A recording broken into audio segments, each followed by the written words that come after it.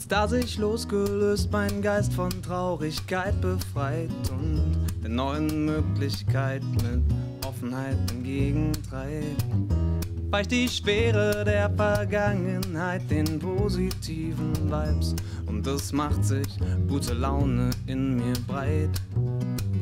Es muss nicht weitergehen wie gehabt, auch wenn wir die Veränderung nicht sehen. Die Zukunft ist ein unbeschriebenes Blatt, auf das wir unsere Träume malen können.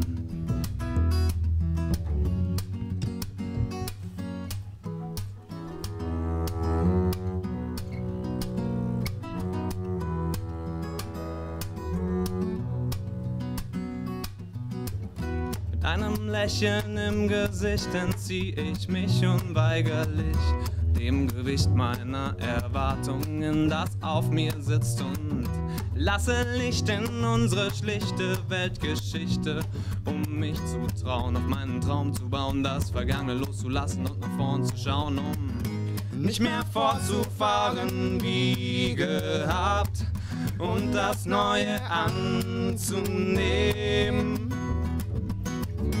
Ohne Vorstellung, wie mein Leben auszusehen hat, meinen eigenen Weg zu gehen.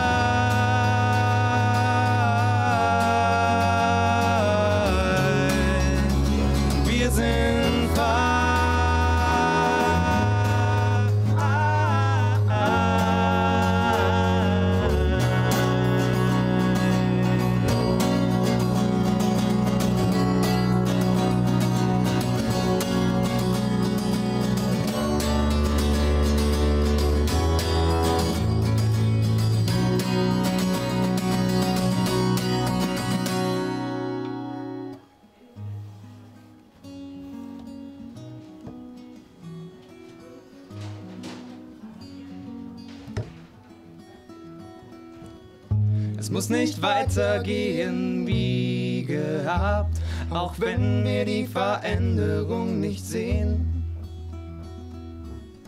Die Zukunft ist ein unbeschriebenes Blatt, auf das wir unsere Träume malen können.